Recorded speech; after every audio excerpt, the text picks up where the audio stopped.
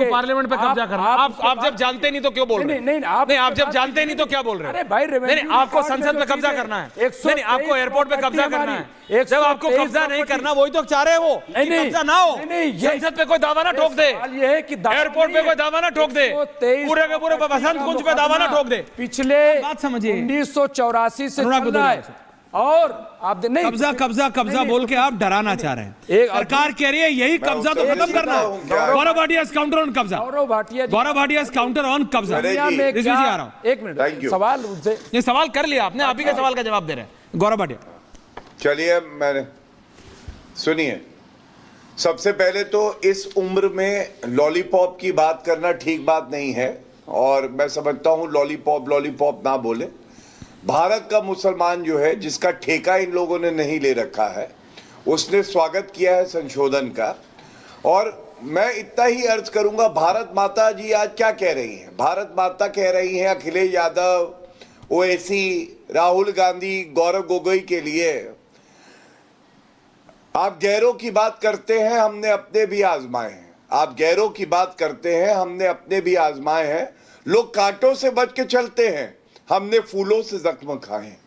फूल कौन? जो भारत के नागरिक तो हैं, लेकिन भारत माता पे ही हमला करते हैं, नागरिकों पे ही हमला करते हैं, जो संविधान को ही तार तार करते हैं। और भ्रम देखिए कैसा है। आप याद करिए, जब सीए ला रहे थे तो चीख चीख के कहते थे नागरिकता चली जाएगी भारतीय नागरिक मुसलमानों की। मैं पूछना चाहता हूं, यहां पे बैठे हुए हैं जुनैद हैरिस और हाफिज गुलाम सरवर, क्या इनकी नागरिकता चली गई है? इमरान मसूद की नागरिकता क्या चली गई? बताएं हमें, सलमान खुर्शीद की नागरिकता गई क्या? नहीं गई। ये भ्रम फैलाने की जो राजनीति है, इसका अंत होना चाहिए। और मोदी है तो मुमकिन है। इन्होंने कहा अनुच्छेद 370 हटा के दिखाओ, मोदी जी ने कहा ये लो हटा दिया, छाती पीटने लगे कैसे हटाया। जीएसटी इन्होंने लागू कर दिया, भव्य राम मंदिर हमने बना दिया, सीए हमने लागू कर दिया, ट्रिपल तलाक को हमने अपराध बना दिया। और सबसे बड़ी बात है, अब ये वक्फ संशोधन जो हुआ है, ये भारत माता की मांग थी।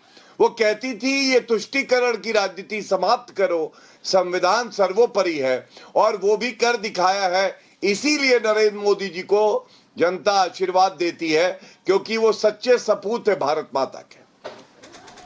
अनुराग भदौरिया जी, फैक्ट्स पे प्लीज। जुनैद हैरिस भी जुड़ गए हैं, रिजवी साहब। अनुराग भदौरिया जी, फैक्ट्स पे बताइए, आप बताइए। चलिए, आपकी तो रिसर्च टीम काम कर रही है आज, ओवरवर्क रही। मुझे बोल जब गैर मुसलमान की जमीन वक्फ हो सकती है, तो गैर मुसलमान वक्फ बोर्ड में क्यों नहीं हो सकता? अनुराग जी बोलिए। भदौरिया साहब, अच्छा, मुझे बोलने दीजिए, बहुत हल्ला मत मचाइए। देखिए, भारत माता की बात हुई, भारत माता को कितनी तकलीफ होती होगी। भारत माता तो कहती है कि हमारे बच्चों को आपस में मत लड़ाओ। मेरी गोदी में ये सब बड़े हुए हैं, मैंने उनको अपने खून से सींचा है। हिंदू, मुस्लिम, सिख, ईसाई, क्यों इनको आपस में लड़ाते हो? मेरे ही बच्चे हैं, दर्द मुझे होता है, क्योंकि मेरे बच्चों को आप बांट के राजनीति करना चाहते हो। अब भारत माता क्या कह रही है? यही तो कह रही है, मेरे बच्चों को आपस में मत बांटो, राजनीति आप अपनी जगह रखो, सत्ता आप अपनी जगह रखो, लेकिन मेरे बच्चों को मेरी गोदी में बैठा है, जिनको हमने पाल के बड़ा किया, ये भारत माता कहती है, जो आपके समझ में नहीं आता। अखिलेश यादव तो आज वक्त में बोले नहीं थे, उनके प्रवक्ता भी नहीं पढ़ के आए कि भारत माता भारत माता ये भी कहती है कि हम देश के हर कोई नागरिक, अरे भारत माता पे संविधान को संविधान का कोई सम्मान नहीं करता। भारत माता को डायन बुला रहे थे तुम लोग। 140 सांसदों को संविधान पढ़ा है कभी? निलंबित करके बिल पास कर संविधान पढ़ा है? कौन से प्रावधान का उल्लंघन हुआ है बताओ? संविधान का अपमान कर रहा है, संविधान को कौन नहीं मानता? भारतीय जनता पार्टी। इसलिए भारत माता हमेशा कहती है कि संविधान को मानो, संविधान पे चलो। गौरव जी बोले please, give him 30 second. Gaurav ji आ रहा हूं। सत्ता चाहिए आपको अगर सम्मान करना है तो आप सम्मान करो मेरे बच्चों का। मेरे बच्चे जो महंगाई बेरोजगारी से तड़पते हैं, मेरे बच्चे जो महंगाई बेरोजगारी से परेशान होते हैं, जिनकी नींद उड़ती है, उनके बारे में सोचो। वो कहती है मेरे किसान जो आत्महत्या करने पे मजबूर है, उनके बारे में सोचो। वो कहती है मेरी महिलाएं जो मणिपुर में तड़प रही हैं, जो मेरी महिलाओं जिनके साथ अन्याय हो रहा है, मेरी बच्चियों के बारे में सोचो। वहां आपके कान में जू नहीं रखती, नहीं रखती आपके कान में। आ रहा हूं गौरव जी, एक मिनट आ रहा हूं गौरव जी, आ रहा हूं। बच्चों की बात करती है, लेकिन आपको भारत माता की आवाज नहीं सुनाई देती, आपको सत्ता की आवाज सुनाई दे रही है। सत्ता चाहिए किसी। ओके अनुराग भदौरिया, आपने आरोप लगा दिया, उनको नहीं सुनाई दे रही भारत माता की आवाज। अब जनता को डिसाइड करने दीजिए। रिजवी जी जल्दी से। अरे भाई, आपने आरोप लगा दिया, अब डिसाइड तो जनता को करने दो। वक्फ पे लेकिन एक शब्द नहीं बोला है। अनुराग जी एक शब्द ऑन वक्त नहीं उत्तर दे आया। दूं? हाँ नहीं बोले, मैं ठीक उत्तर है, देना ओके, आ रहा हूँ गौरव जी। मैं गौरव वक्त पे भाटिया तो जी कुछ से नहीं पूछना बोला। चाहता आ रहा हूँ गौरव जी, गौरव भाटिया जी, वक्त तो इनको पता ही गौरव नहीं क्या भाटिया होता जी, आप जो तरमीम कर रहे हैं, जो अमेंडमेंट कर दिया है, आप हमें एक ऐसी मिसाल बताइए कि जिसकी बुनियाद पे यहाँ के गरीब मुसलमानों को आप फायदा पहुँचाने जा रहे हैं इस तरमीम से। एक कोई ऐसी मिसाल बता दीजिए और हम उसी पर रुक जाएंगे। दूसरी चीज जो आपने कहा कि लागू होगा, मैं आपको बता रहा हूं, आंदोलन किया जाएगा, आ रहा हूं गौरव, मुजाहरा किया जाएगा और इसकी मुखालफत की जाएगी। सड़क से लेकर संसद तक हम जाएंगे। जिस तरह किसानों ने आंदोलन किया और आपको समझ में आया 17-18 मीटिंग के बाद, 700 किसानों के मरने के बाद, हम उसी तरीके से आंदोलन करेंगे और आपको समझाने की कोशिश करेंगे कि आप गलत कर रहे हो, आप हमारा हक छीन रहे हो। हम भी इस देश के हैं और हमारी अगर वक्फ की जमीन है तो वो भी इस देश की, ऐसा नहीं है, लेकिन उसे कम से कम जिस मकसद के तहत वक्फ की गई है उस पर रहने दो। गौरव भाटिया छीनने की कोशिश मत करो। गौरव भाटिया ये कह रहे भाई हम प्रोटेस्ट करेंगे, हम आंदोलन करेंगे। चलिए मैं उत्तर दे देता हूं। नहीं अब सुनिए, इन्होंने, आपने इनसे कई बार वो सवाल उठाया जो मैंने बोला था, किसी ने उत्तर नहीं दिया। जब हिंदुओं की जमीन, सिखों की जमीन, ईसाइयों की जमीन ले सकते हो तो वो क्यों नहीं रह सकते वक्फ बोर्ड पे? किसी ने उत्तर नहीं दिया। ठीक है, हम जब वोटर हो हैं, सकता है कि सवाल जो है वो पीएचडी का हो, छात्र 5वीं का हो।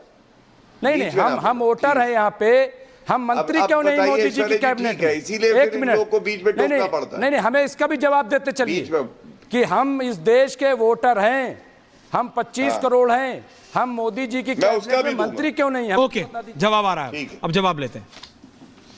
ठीक है, मैं बताता हूं। हाँ, सबसे पहले तो देखिए इन्होंने कहा क्या फायदा होगा। 2 फायदे तो मैं आपको तुरंत बताता हूं, आपकी तरह नहीं कि इधर उधर भागूंगा।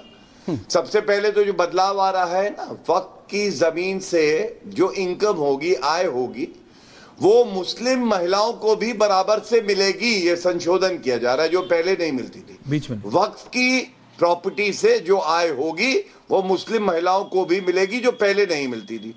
दूसरी बात, मुतवली 7% अपना जो उनका वार्षिक आय होती थी वो देते थे, उसको कम करके हमने कहा है कि अब 5% देंगे। 2% अब मुतवली के पास रहेगा, वक्फ के पास रहेगा, जो कि आपके समाज के लिए ही, मुसलमानों के लिए, जो पिछड़े हैं, दबे हुए हैं, गरीब हैं, उनके लिए काम आएगा। 2 मैंने बता दिया। अब आपका एक और सवाल था कि मुसलमानों को क्यों नहीं आप देते प्रतिनिधित्व, तो मैं गुलाम अली खटाना सांसद है, आपको मालूम है मोदी जी की सरकार में 5 अल्पसंख्यक मंत्री हैं।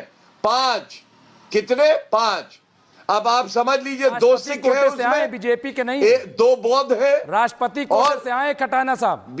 बीच में ना बोले। नहीं, मैं करेक्ट कर रहा हूं कि वो राष्ट्रपति कोटे से आए हैं। वाली बात। अच्छा, जो हरदीप पुरी जी है, रवनीत सिंह बिट्टू है, ये अल्पसंख्यक नहीं मानते आप? नहीं, हम मानते हैं। किरण रिजिजू जी, लेकिन राष्ट्रपति कोटे से आए हैं वो खटाना साहब।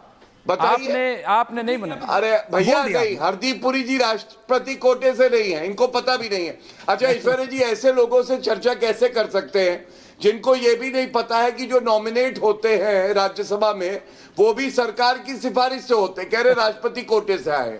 संविधान पढ़ो मेरे भैया, सब कुरान पढ़ने के बजाय संविधान पढ़ो, देश भी आगे बढ़ेगा, तुम्हारी पार्टी का भी हित होगा। और अखिलेश यादव पे मैं कुछ कहूंगा। अखिलेश यादव ने आज ऐसा किया, वो कहा जाता है ना गाय हमारी माता है। अरे अच्छा, गाय का नाम नहीं ले सकते क्योंकि उनको तो दुर्गंध आती है गौशाला से, तो ये कहा जाएगा कुरान हमारी माता है, आगे कुछ नहीं आता है।